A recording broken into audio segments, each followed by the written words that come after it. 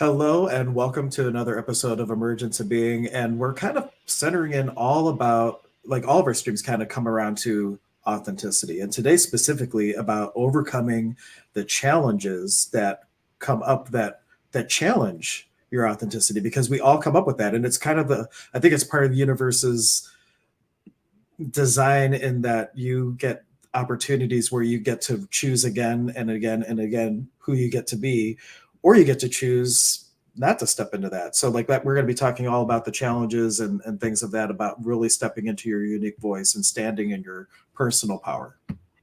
Yes, lots going on for people, at least on my end. I don't know about your end, Hank, but it's just got a lot of people going through a lot of stuff right now. Life challenges as we face it. So, how do we deal with life's challenges? Because April is going to be a turbulent month, I think. It's going to be a tricky month, of energy. So, how do we deal with the things that come? Yeah.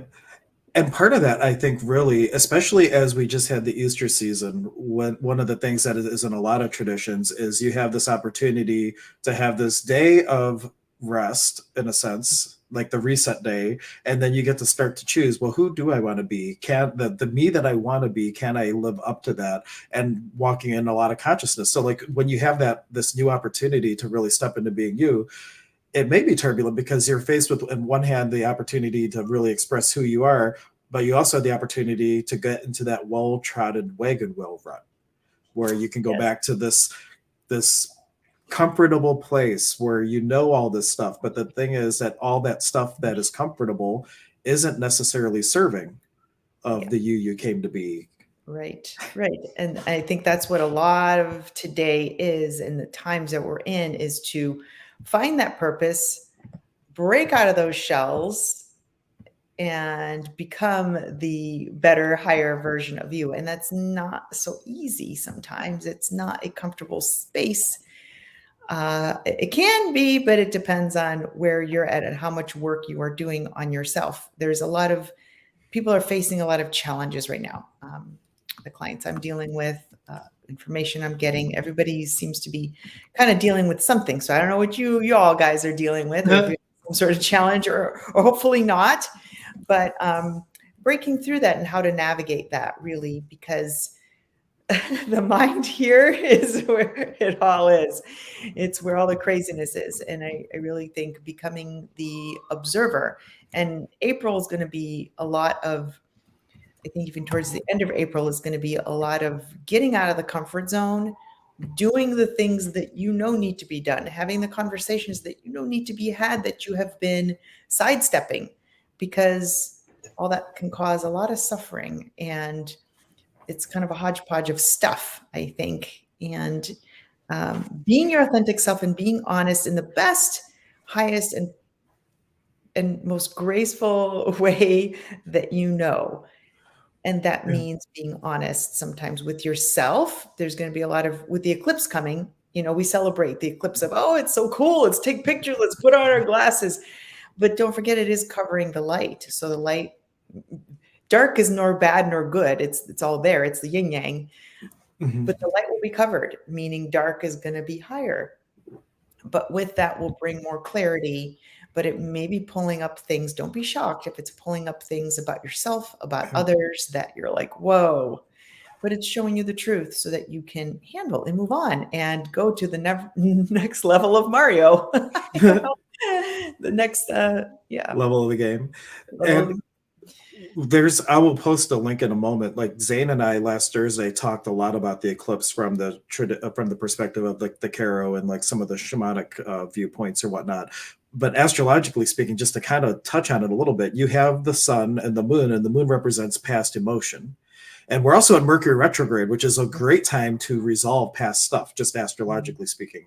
So when you have a conjunction of the sun and the moon in the way that we're having it, it is a full illumination of the shadow.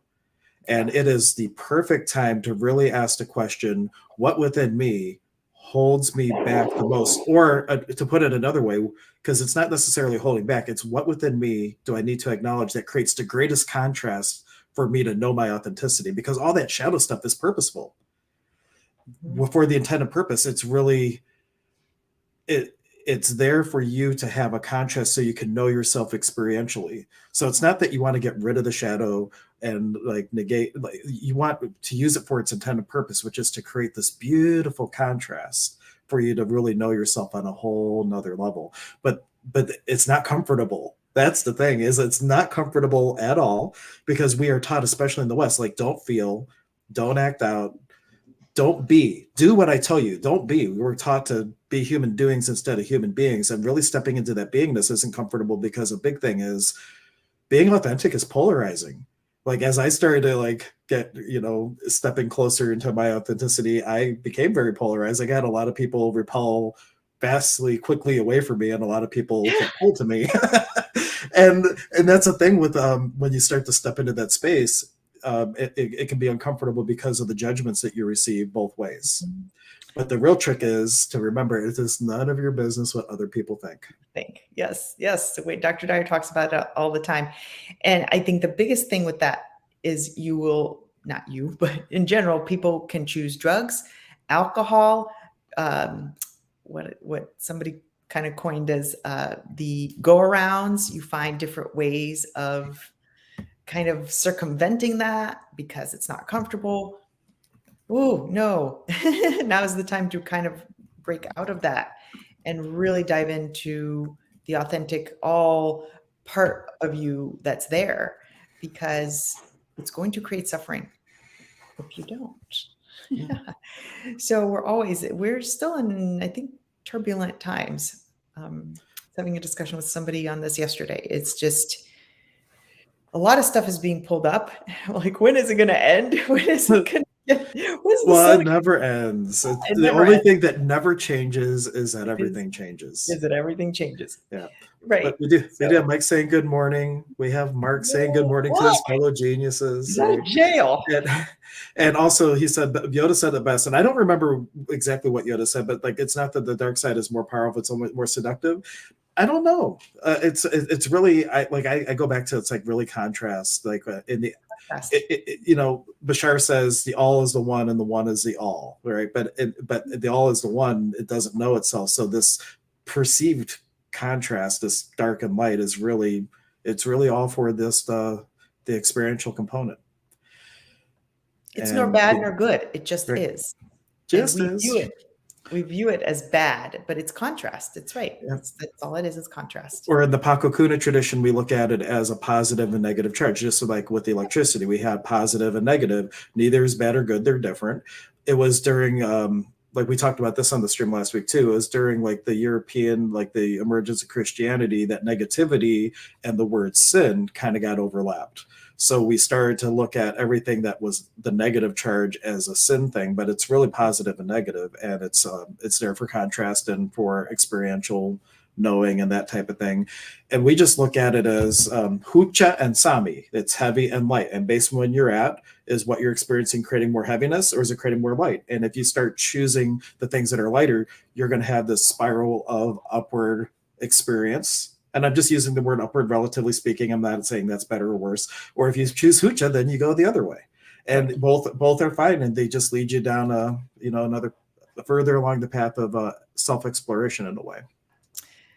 Yeah. I mean, to me and to my clients, I always say become the observer. And the way you become the observer is, I mean, there's multiple ways, multiple avenues to the destination, and I'm sure you can comment, Hank, but meditation and really being in the state of just allowance of all. And if you can do that, you've mastered. You've really mastered. You will have a lot of self mastery, because then you're not in a reactive state. You're just looking and saying, okay, this is this. Oh, this is this. Oh, that's interesting. That's that. And you don't have the charge. It's when we dive into those rabbit holes of conflict, of anger, of frustration, of when you feed those little monsters, they get bigger. It's just it's all about the energy play. And what you feed gets bigger, feels heavier, feels cloudier.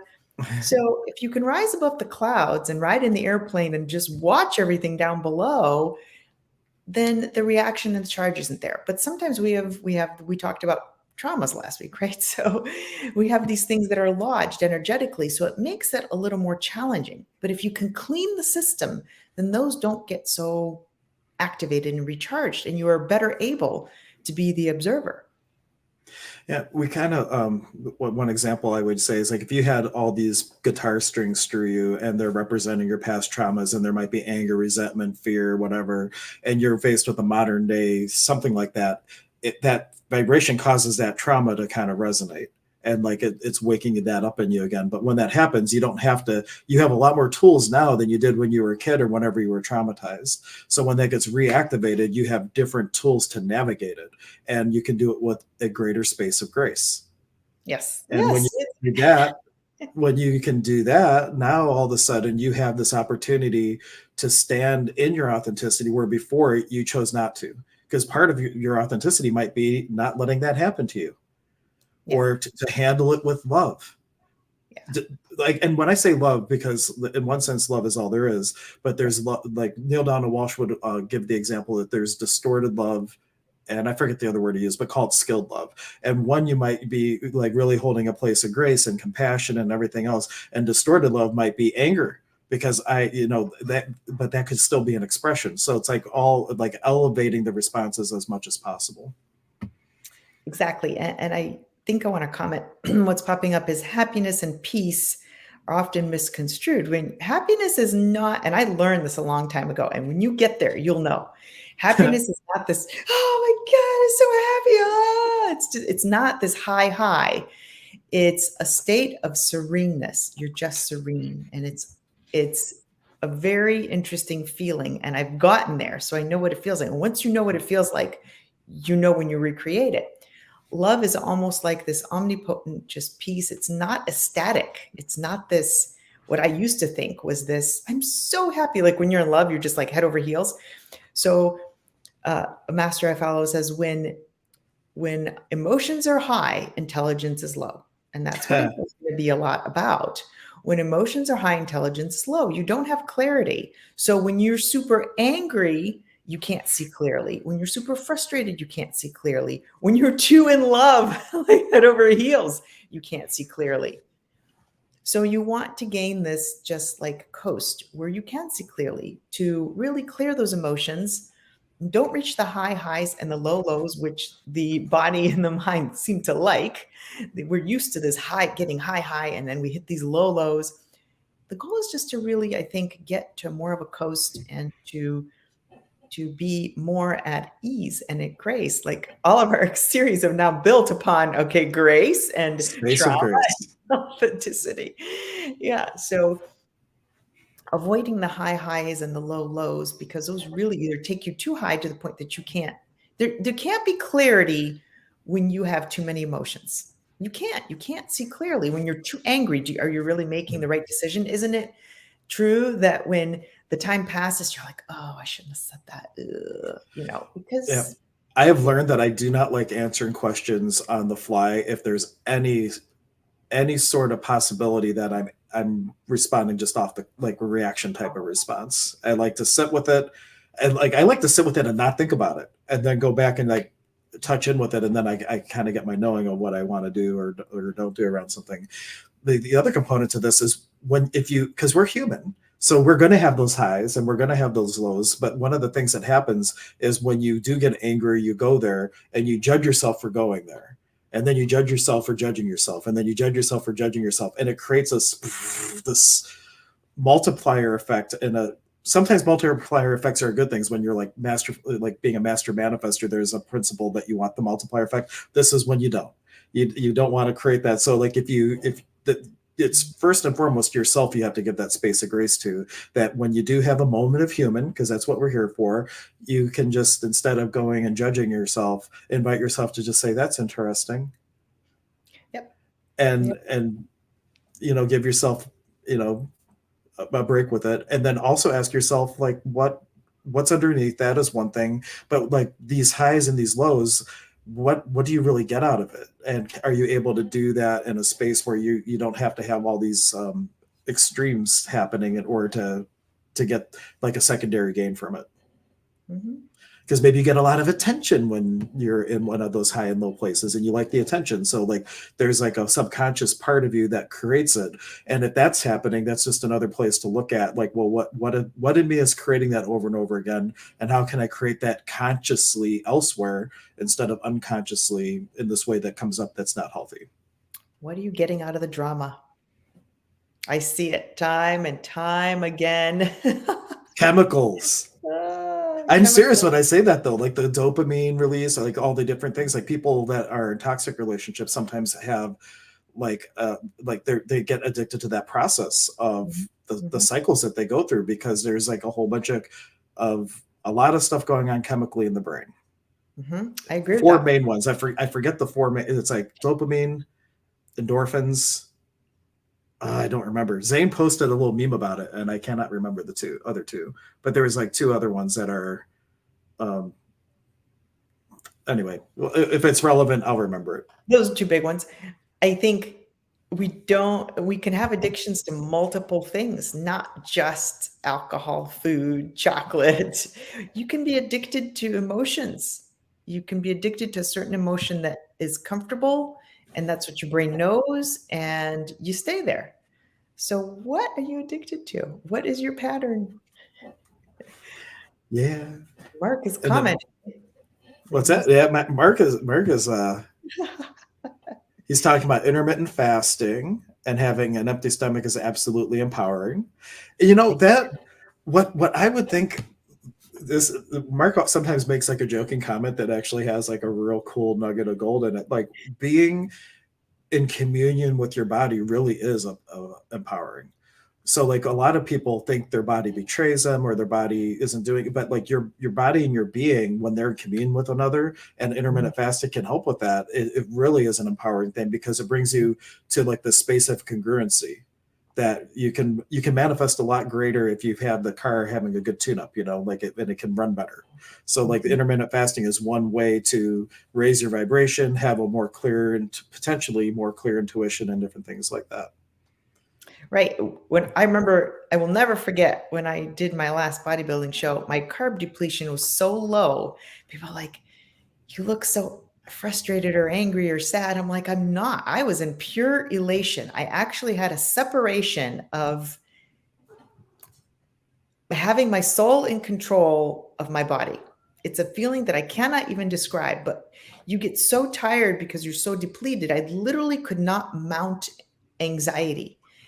Even if I got angry, it was very short. It was like a snap. And I could actually watch myself doing it. It was really bizarre. So, yeah, when you get to that point that you gain control and you don't give in to the body, and fasting, I think, can be one of those ways. And I think Hank can attest to that. Your soul has control. And your mind is clear, and you have the clarity. You have control. It's Yeah. really a phenomenal feeling. I remember there was a time when I do that master cleanse, which they also call the lemonade diet, and I do not advocate people doing that. It's very extreme. So just be clear as I mentioned this. But I did a 40-day one at one point, and there was this moment where I looked at everything and it felt like everything was like a movie set, like those fake westerns. I felt like I could go up to a building and just knock it over. Everything, like reality became so, like there was such a, I can't even explain it, but there was like this knowingness and this new crispness to viewing everything and for what it really was, and a, a clarity that came from it. Yes. Yeah, it's amazing. I was like, when the coach was like, okay, have some rice, I was like, it was like the best thing ever because I had no carbs. I appreciated everything. Oh Like yeah, my little dark coffee. He's like, you can have a little bit of coffee with a drop of like stevia. It was the best thing. You would think I was starved my whole life. yeah, But this just shows you when the soul gains control of the body, you have the clarity. I could download, I could see like what decisions were good. The anxiety was like you couldn't your body was too tired and it didn't have the crap that we mhm. eat to even and the sugars to even be able to do that. So it was pretty incredible. So that's how you gain, and there's other ways to do that. Again, if you can get into a meditation pattern, there's transcendental meditations. I mean, I do certain ones when you can get the mind really quiet then you can have that clarity, and you can respond, from the hip.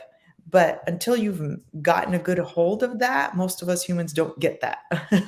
I don't, Well, I've gotten to those and spaces, but it's I not. did 2 times a day transcendental meditation for over 2 years. And when you get into a big practice like of meditating like that, what happens is when you do have an impact moment that would normally knock you off, like time shifts is the best way I could say it. And it's like within a 1 minute span, like or 10 seconds, you have 5 minutes. I can't, like I was working at a call center at the time at the bank, and I would have a call and it would be like really energizing, let's say, or an animated call. And I could just put on hold, like, I wouldn't even need to do that at some points. It would just be like, kind of like Neo from the Matrix when he's dodging the bullets, like he's moving like it looks like he's moving slow, but he's like, but like time distorts like that, and you have the ability to truly choose instead of react. Yes, it's amazing. It's amazing feeling. Yeah. So, oh, yes, I have a friend. This is Gary. He's So, yeah, you do have the kitty. There you go. part of the Yeah, Mark show. is saying hello to the kitty too. And for you all watching, if you have a particular question about where you struggle in your life with stepping into authenticity, stepping through a challenge and maintaining your authenticity, uh, Mhm. how to well, any questions that really comes up, it doesn't have to just be that. We're really all Of about course. going with the flow with whatever comes up. I know Mark, he's joking, but he says he's addicted to this show. Thank you, Mark. We appreciate that. We do appreciate You that. know, I love the description of Neil Donald Walsh when it comes to addictions. He describes it, and I'm paraphrasing. I might have it slightly wrong off, but like the illustration is anything that affects your state of being is an addiction. And so, like, if you miss someone and like someone lack of someone's presence, like puts you into a depression, that would be an example of a situation where you would be addicted to somebody. And that's where like enmeshment in relationships can happen and things. If you're meshed with someone and they're away and your identity is based on their presence, that is an example of like an addiction type thing or codependency. But it gives an example, like if you go to an ice cream shop and you want chocolate, and when they say they're out of chocolate, you go, "Ah, how's that possible?" And you're kicking the counter and flipping off the cashier, and like it ruins your whole day. And the idea is like, if I can't have chocolate ice cream, I don't want any at all. That's an addiction. Versus, no, you don't have chocolate, no problem. I'll take vanilla. That's a preference, and it doesn't impact. So like, really start looking at your life. Like, where are you being knocked off kilter? We all have them. We're all human. None of, as Patty Conklin would say, none of us have ascended yet that we know of. So like, like look at where you have these things to work on yourself, and the things that are addicting, if you can start to mitigate those, it just gives you a lot more presence and embodiment and keeping you centered, no matter what situation comes up. Yep. I will invite everybody to do a lot of self-reflection this month because stuff's going to come up. So jot it down. When you're laying like sometimes, I say lay in bed and look at all the things that went right. Look at all the things that could have been handled differently. Do some self-observation and look at what are you addicted to? What are your patterns? What are your repetitive thoughts that you think about over and over and over? And those are the things, that's where your energy's centered. So if you think about, I got to fix the washer day after day after day after day after day, and you're not fixing it, what's behind all that? Take a look at your thought patterns, because we often don't look at that. But that's where all of your energy is getting funneled. And if it's in the wrong space, then you're going to be manifesting some quirky things. So we're all a work in progress. Yes, we have not ascended. So we're here Yeah. to look at all those things and help the soul out and move along. So there's work to be done this month. Hmm. An authenticity and becoming closer. The goal is to get closer and closer and closer to this high ideal self that you are, or powerful self that you are, and find those things versus being in victimhood, being in anger, being in poor me, being in, and I see it all over the place, being in resentment, thinking that's going to fix things, being in worry because we think that's going to create control. Worry is a funny thing. I've realized. I've really studied it. Like, you tell yourself, why do you worry, right? It serves no purpose. What is it accomplishing? If you focus on worry, is it going to solve that problem? No. So why are we doing it? And we're doing it because it's a sense of control. I really think it's a sense of, we think by worrying, we are emitting a sense of control, and we're going to come up with some solution. But that's really not where the solution comes from. The solution comes from surrender and objectivity. Yet we keep going to worry because I think it's some weird sense of control that we get. It's bizarre, but that's kind of what I've concluded. You know? The link I just posted is for the talk that Zane and I did last week. And to parallel one of the things that we talked about last week is there's two parts to it: to take your actions and your beingness and elevate it, and then also to take the ideal that you hold. And we were talking about the realm of possibility versus the realm of potentiality. And there's like, though everything might be possible, what is actually creatable within the current where you're currently at? Because you may have like let's see, I'm trying to think of another way to put this. So say ascension is like the main goal, and maybe from where you're at right now, like there's no like two steps you could take to get there. So maybe you need to bring ascension down a notch, down a notch, down a notch, and like, okay, what I really want to be is I just want to be well balanced, for example. So you take the goal and you bring it down, and you take what you're doing and you raise it up until you have a place where you can actually connect the dots. Like based on your actions and your choices today, connect the dots. And as you're moving, now you can move the other one. So it's kind of like a moving target. But like the end goal might not be actionable of where you're currently at. So it's about bringing the two things together so that you actually can transverse the distance. Does that make sense? Setting a lower goal of expectation. I think we have this, I want to go from here to all the way up here. And I'm guilty of that because I'm such an overachiever. Yeah. I immediately set something up here and I want to get there right away. Yeah. But there are steps to take to build to that. Yeah. And I think it was Jerry and Esther Hicks that really talked about it. That's the Abraham work. And they were like, if somebody is in the depths of despair, they cannot go from despair to joy in one step. But people are like, just be happy. And like, and that just pisses them off more and like tanks them, like it squeezes a sponge and like just kind of locks them into more despair. But if you can just do this despair to self-loathing to self-hate to what, I don't know what the actual scale is, but like, it's just like, what's the next step? Look at what's the next step. So like, it may not be to harvest the crop at this point. It may be to fertilize the field or weed or sow some new seeds because you need to get some new possibilities going. But it's like, well, what is the next step? Don't look too far ahead where you're going to miss the next step and fall into a hole. You want to look at what is the next actionable step that I can take towards my destination. And sometimes that's a detour to go around a street where it has a bridge out. And so staying present in the moment, I guess, is really another factor that goes along with that. Let's see, just reading this comment. So the net was just sharing that what stops her from staying into her, and thank you for sharing and being vulnerable and sharing some of your experience. What stops me from staying in my authentic self is the replay of traumas from childhood. I feel it's one step forward and two steps back with my healing journey. There is progress, but I'm impatient. And that's a matter of like judging where we're at in one respect, because we think it's like surrendering to exactly where you are is like a big key to that. But when we judge where we're at and we think we should be somewhere else, then that creates that friction. And yeah. And think of the Grand Canyon. That beautiful thing was made from this little river, and how many years did it take? Not to say it has to take that long, but those things of beauty sometimes take a while to get marveled. But when you let go of squeezing the sponge to try to get there quickly and just be in the moment of the process of what grain of sand needs to move today, what little element, you can start moving a lot more and shifting. Yeah, be patient with yourself, I would say. And remember when we talked last week, was it last week? Yeah, I'm trying to remember when we talked about that, the childhood traumas.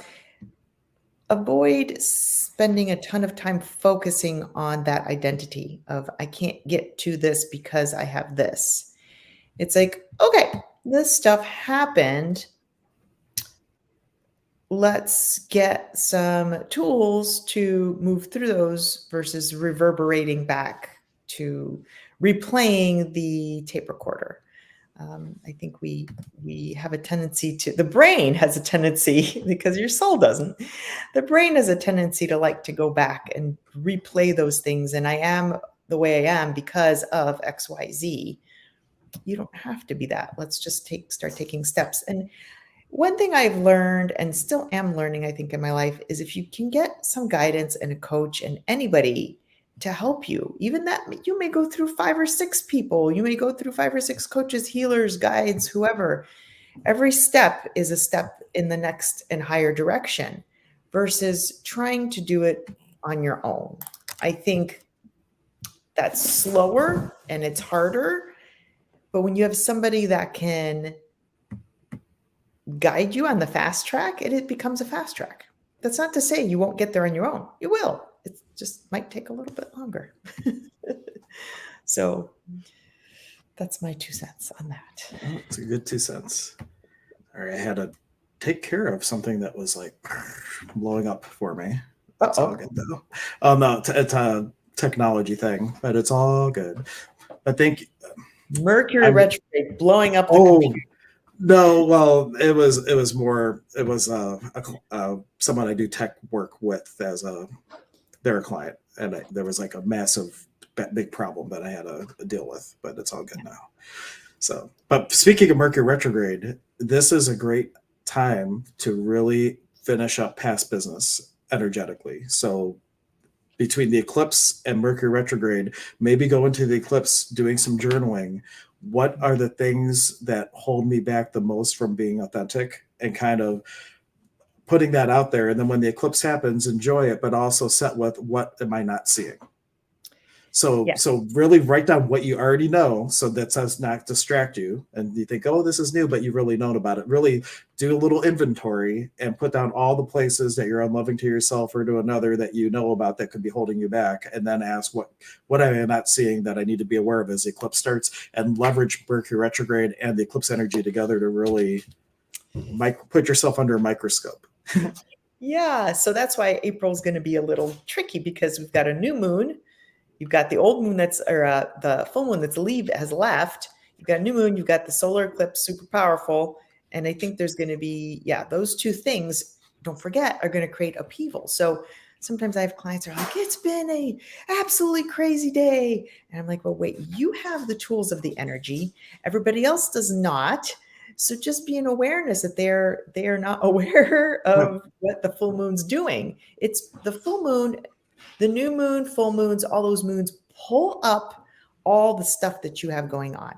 So if you can flush your system, it will pull up all the good. If you have a bunch of stuff going on, it's going to pull up all the stuff. And that's why, places like psych institutions and ERs are in an upheaval. Yeah. Yeah, they're lunatics for a reason. Lunatics. Amplifying what is in the person. Yeah, for those of you who don't know, I used to work. I mentioned already on this stream that I worked at a call center at the bank, and I noticed a trend of some really crazy calls, and it would always happen on the new moons. And I had like a whistle blowing in my ears. I had people I had to call the police on. I had all kinds of like really crazy stuff, and I finally started taking vacation. Those days I did not want to be anywhere near a phone and taking those calls. I'm like, that's enough. So so just remember, it's about 2 to 3 days before the full moon, new moon, and 2 to 3 days after and during. So you're gonna just be aware that if other people are acting extra nutty, don't get mad at them. Be an awareness that it is pulling up within them all the stuff they got going on and all your stuff. So the more you can be in some self-care time, in some peace, and spending time in meditation to flush and clear all those things, then you will be in a better space. Because if you have good, it's going to amplify the good too. So if you feel fantastic and magnetic, and it's going to turn up the volume on that. So whatever is there, it's going to turn the volume up.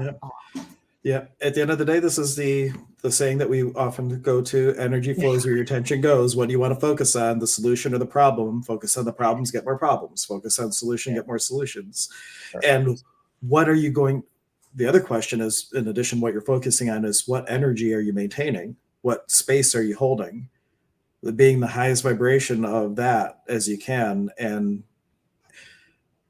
really just come into congruency with what you're being and where you're focusing, and thought, word, and deed. Like I talk about congruent manifestation, it's one of the classes that I teach, and it is about having a vertical alignment of body, mind, or body, mind, spirit, soul, however you want to look at it. I like saying body, being, and beyond, because we are so complex. We don't even have words for most of what we are. We just know the little tip of the iceberg of really our potentiality. And then in this world, you have thought, word, and deed, and then where you're doing it, and timing and all that kind of stuff also goes into it. So when you have all this and this lined up, it can create some congruency, and that's when you have the experience of being a master manifester, and things like magic happens. Life path and soul path line up and really, really create something special. Yeah, that's really the key, is just if you can line everything up, you can have the mind body coherence, then you don't need anything. And then it comes easily. There's no need, there's no wants. It's just you're in full body potential, you're in full potential. And so self-mastery is the really the course of life. The biggest course that you are in is self-mastery. Yeah. And the other thing is, you could do all that, but if you're not willing to receive, it doesn't matter. So also working on your receiving, because we're really taught we are raised to put out more than we take in by default, because we're in the economy we're in, and just the whole corporate mindset. How can I get the most out of this person and put the least into them? We're kind of taught the same way that we put out. We're taught to put out way more than we're bringing in. So really sit with, like, if I were to be the master manifester that I truly could be, what would it also take for me to receive that which I'm choosing to create?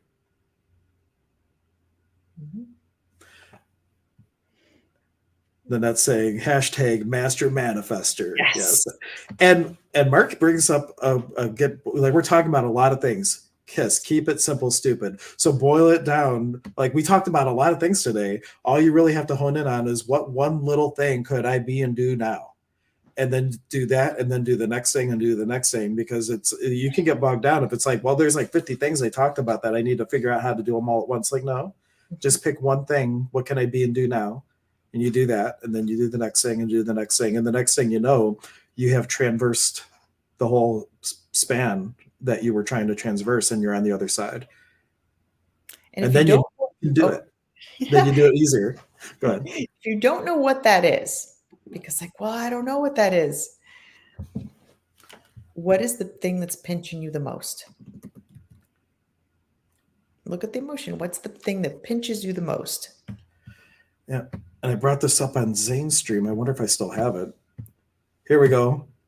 And also realize that it's way easier to let go than to hang on. So look how much energy that guy has taken to hold on to that weight. So what weight are you holding on to? And how much are you feeling that is like part of your identity? And with that, if you lose it, you'll lose yourself. Like, really sit with it. Like, what is so vital, valuable, and real that I'm hanging on to this? And if I were to just let go, I would soar in my gifts and have an entirely different life. And look how easy it is. That's all it takes. We believe it's hard. Yeah. But is it? Yeah. And final questions, because I have a virtual client at noon, so I just have to be mindful of wrapping up at least a couple minutes so I can change my camera angle so they can see the tarot cards. Because I do online tarot readings. If you ever are interested, I do Tree of Life readings. You can find out about that on my website, and you don't even have to come to the office. I set the camera so you can see the whole spread. And actually, here's a little overlay of that. You can see how I do the little overlay. You can see the cards and everything. So shameless plug for what I do. And Dr. K, what you were completely virtually, or not as well, because I see people in person, but you also see clients virtually if anybody is looking for help and interest. And all that stuff, clearing processes, all that stuff can be done virtually. I've done it on people in different states. It works just fine. Do not have to be here in person. It's fun to do it in person, but yeah. Zane, actually, when we had to go to online, we discovered that sometimes virtual is actually it has a potential to actually be more, I don't want to use the word powerful, more dynamic, possibly. There's like, because one, we've discovered that you're working the space that the person lives in.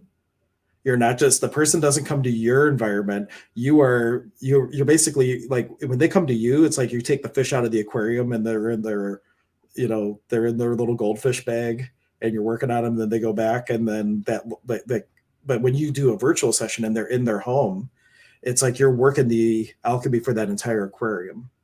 Yeah. And Yeah. it's a different, I don't know. I think there's ups and downs to both ways, but there's definitely a perk, if you will, to virtual work. I don't know what Mark's getting at with this comment, so I'll let you answer it if you want. Oh, am I a fan of olive oil? Is this a literal comment? I don't know. Is this like an April Fool's day after comment, Yeah. or is this like For what purpose, Mark? I don't know. That's a bad question to ask, Mark. Give us a real answer, Mark. Elaborate, just like for what purpose, For really? cooking? Yeah, I don't. To put on your I will say salad, that I use avocado oil the most personally. yeah, he doesn't. We'll just see if he comments more, because I'm not really sure. Knowing Mark, you don't know. This could be a joke, and we just got it set could up. be loaded. I don't know. He didn't comment. So, Mark, if you want to, are you asking me, do I like to use it, or I hear conflicting information about its health benefits? Oh, for health benefits. No, I do like it. I don't cook with it, though. I don't think it can withstand high heat. So, side note. Okay. Well, yeah, and I think that's why olive oil used for I think we do sometimes cook with it, but avocado oil is my go-to for aromatherapy purposes. A blending of oils is really good, and olive oil can be included. But what we find with oils is if you're using it for topical application and you're making a lot at once, some of the oils will go rancid in like 12 months or whatnot. So you like the oil itself will go bad before the essential oils that you put in it. So if you're doing any sort of blending, like jojoba oil is a botanical wax and doesn't go bad. And so like you're better off for skin applications picking something like that if you're making it in bulk. If you're not, then it doesn't really matter. He drinks a shot a day on an empty stomach. The only thing I will say about olive oil is a lot of it is not 100% olive oil. So if you're trying to get this stuff here in America that's Italy based, it's not. You actually have to get it from Italy. So when they make it and they say it's pure olive oil, it's kind of not. There's a lot of other fillers in there. So just do your research on olive oil. There's a brand, I think it's California. It's more authentic than I think all the other ones that are on there. They're saying they're from Italy. They're mixed. They had a whole documentary on this where it's actually about this much of pure olive oil from Italy, and the rest of it is like sunflower or whatever else they mix in there. So it's not pure. So they don't have to put that on the ingredients list. That's weird. I think they get away with it somehow. Yeah. That's disappointing. It is disappointing. So don't get the foreign-based ones unless you are importing it, or you get it from, an Italian-based store like a Gallucci's or something, where I know that they import it from Italy, so it's fresh. But yeah, other than that, there's a lot of different oils, so I'm not opposed to all of it. Anyway, to wrap up that question. But any last minute, I guess, comments, questions, things we can help with? Yeah. Mark was just saying a lot of doctors have different opinions. But opinions are like a-holes. Everybody has one. So you're going to find that. And here's one of the weird things. Like when you look at Bashar's work and talking about parallel realities and everything, like there's no guarantee the reality that Mark is experiencing is the same as me, is the same as Dr. K. So in some respects, you really got to just make what choice feels lightest for you. You do. Because everybody's got a different algorithm. Everybody's got a different opinion as to what they think is right. I may not even be right with the things people ask me. I do my best. You have to really take that, listen to your body, listen to what you feel is right, and let's move that back and forth and see what feels right. I think that's. And when you're buying it, go in and ask your body, like, is this the oil for me? Because even between olive oils, like I know someone was even going Easter shopping and they were asking the question, like, which Easter ham to get, and it was one very specific one, not the other one. So like what like even of all the bottles of the same brand, really ask like which one has the vibration that is going to, like, A, is olive oil it, and two, which bottle, and like really just be fully present for every choice you're making. And Mike is making a great recommendation: bless your Yes. food. Love it. If you bless your Yeah, food, if you clear it, it's going to have its best effect on you. You could, I'm not saying go out and eat Snickers bars. That is not what I'm saying.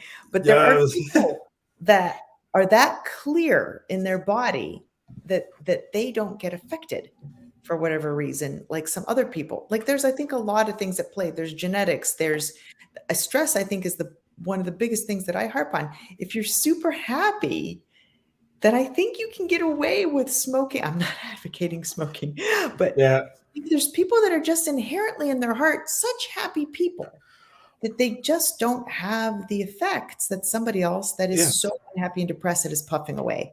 They just don't seem to respond. It's very interesting.